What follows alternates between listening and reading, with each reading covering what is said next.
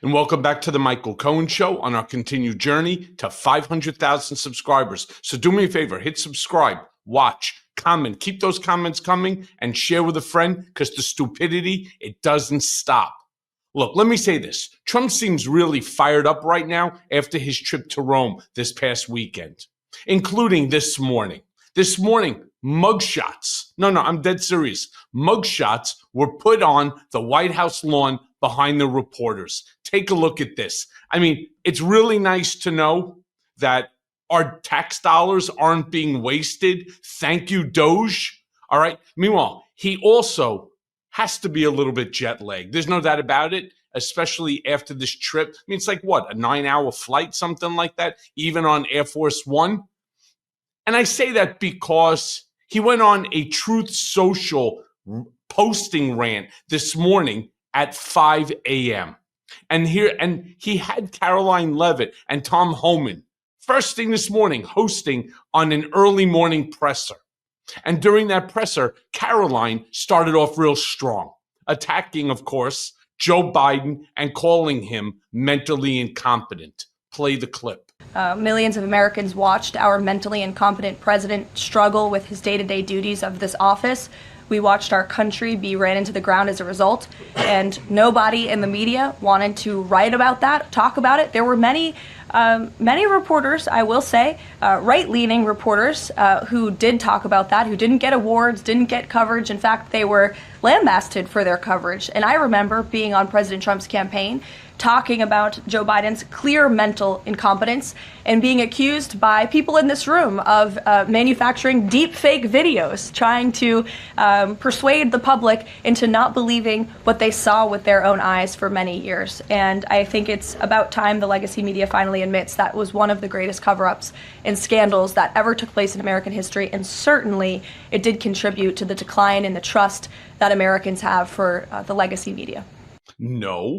No, Caroline, what has the legacy media falling apart is legacy media. All right. And it's not about Joe Biden and it's not about Donald Trump. It's about their position in terms of if it's right leaning, the way that they covered Trump. If it was left leaning, it was the way they covered Biden. Instead of having some open, honest discussion and talk about a group of people that are completely misleading. Why don't you look in the mirror? Meanwhile, Trump rants this morning. They go hand in hand with Caroline's attack on the media as well. Let me show you what they turn around and they say. In it, we don't have a free and fair press in this country anymore. I mean, I thought he's like the leader of the country. We have a press that writes bad stories and cheats big on polls. It is compromised and corrupt. Sad. Don't take that down yet. No. Go back for a sec. All right. I really want to break this thing down because this is one of the most pathetic posts that Trump, he must be exhausted. We don't have a free and fair press in this country anymore. I mean, it's because he doesn't like what they're saying about him and maybe his tanking poll numbers. We have a press that writes bad stories. It's bad because you don't like it. And cheats? Cheats in what? Cheats big on polls? Oh, now we know what it's about. So you don't like the polls, therefore the press is bad. Show the next one. In the next one, he turns around and he says, great pollster, John McLaughlin. Let me start by saying, I know John, a far right-wing guy. I know John and his brother. So of course, it's going to be, I didn't even have to read this. Once I saw the first name, I knew where this was going. Great pollster John McLaughlin, one of the most highly respected in the industry, has just stated that the failing New York Times poll and the ABC Washington Post poll about a person named Donald J. Trump, are fake polls from fake news organizations. Really? The New York Times has only 37% Trump 2024 voters, and the ABC Washington Post poll has only 34% Trump voters. Unheard of numbers unless looking for a negative result, which they are. These people should be investigated for election fraud. By the way, there's no election going on right now, boss. And add in the Fox News pollster while you're at it. They are negative criminals who apologize to their subscribers and readers after I win elections big, much bigger than their polls showed I would win, lose a lot of credibility, and then go on cheating and lying for the next cycle, only worse. By the way, you're not supposed to be in the next cycle. They suffer from Trump derangement syndrome, and there is nothing that anyone or anything can do about it. They are sick, almost only write negative stories about me, no matter how well I am doing. 99.9% at the border, best numbers ever. Talk about delusional, and are truly the enemy of the people. I wish them well, but will continue to fight to make America great again. You know, there's so many ways to describe that post other than being deceitful, weird, fucked up. I mean, I'm just not even sure how you go about to describe a long-ass post like this that is filled with nothing. I mean, look, I know John McLaughlin. He's a great guy, really nice guy, but he's not a respected pollster as opposed to the New York Times, Washington Post, or ABC News. Simply, what he's saying is something that Trump likes because whatever it is that he's saying was always favorable to Trump. Meanwhile, tomorrow is Trump's 100th day in office. And Caroline, she's got some big plans. Play the clip. Today, we kick off 100-day week with a focus on the president's historic effort to secure our southern border.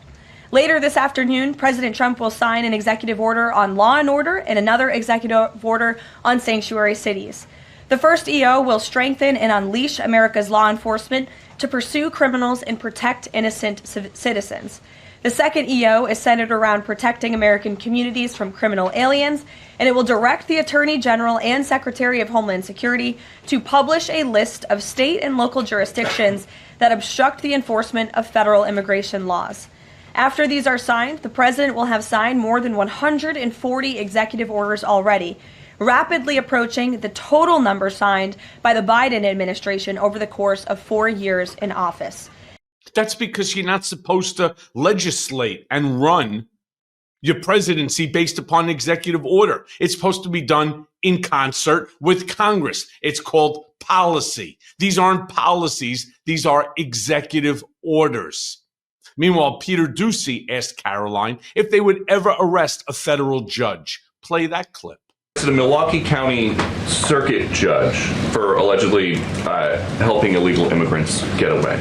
As you guys look at other judges, would you ever arrest somebody higher up on the judicial food chain, like a federal judge or even a Supreme Court justice? Well, that's a hypothetical question. Again, I defer you to the Department of Justice for individuals that they are looking at or individual cases. But let's be clear about what this judge did.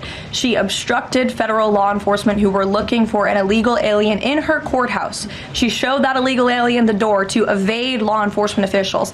That is a clear-cut case of obstruction. You don't have to be a lawyer to understand that. And so anyone who is breaking the law or obstructing federal law enforcement officials from doing their jobs is putting themselves at risk of being prosecuted. Absolutely. You guys have at least...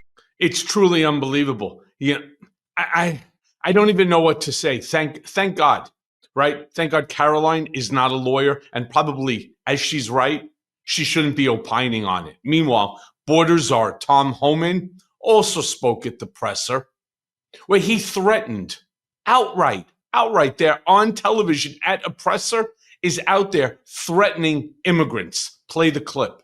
But I got one thing I need to say real quick before I leave. Take your notes from me, Tom. Take my notes from me. I'm going to read it. I don't want any misinterpretation when I'm reading to you. The registration requirements under 8 U.S.C. 1302. If you're illegal alien in the United States, this message is for you. You cannot hide from ICE. We're actively looking for you. Federal law requires every alien in the United States who has been present in the United States more than 30 days needs to register. For those 14 years or older, you need to be fingerprinted with the Department of Homeland Security. Federal law requires every alien in the United States to tell DHS in writing if you have a change in address within 10 days of changing that address. Failing to register with DHS and failure to tell DHS about your new address are criminal offenses, and they're going to be treated as such. Starting today. Make no mistake, if you're in the country illegally and you fail to do what the law requires, we will prosecute you, you will go to jail, then we'll deport you. Yeah. He also goes on to praise Kristi Noem. I mean, how could you not? Play that clip. Pick the wrong person to steal first from. I mean, Secretary Noem's a strong secretary. I know I've been talking about the success of men and women of the Border Patrol and ICE, but under her strong leadership, she's a game changer. So I'm happy to work with her, despite the media I've read that me and Kristi Noem have differences. Me and Kristi Noem are attached at the hip. There's no daylight between us. We're both going to push the president's agenda. She's a strong secretary, and I'm glad she's in here. And I'm glad, but again, that illegal alien, pick the wrong person to steal first from. I'm telling you. Yeah. Meanwhile, they did. Meanwhile, they did it. They stole it while her Secret Service was there. And they haven't found it yet. Sure, Tom. And finally, I want to end on a clip of dear old Caroline talking about the NFL draft.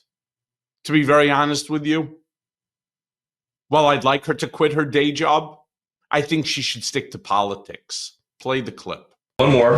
After the president's Truth Social post, the Browns finally took Shadur Sanders. Does the president think he deserves credit for Sanders getting picked? And does he think going to the Browns is better than being undrafted? Hey, all I will say is the president put out a statement, and a few rounds later he was drafted. So I think the facts speak for themselves on that one, Peter. We'll go to the back row in the middle, to the blonde. Yeah. Let me say this. There's nothing that doesn't touch the president's desk. With his magic Sharpie and his posts. And with that, I turn around and I say, as always, thanks for listening.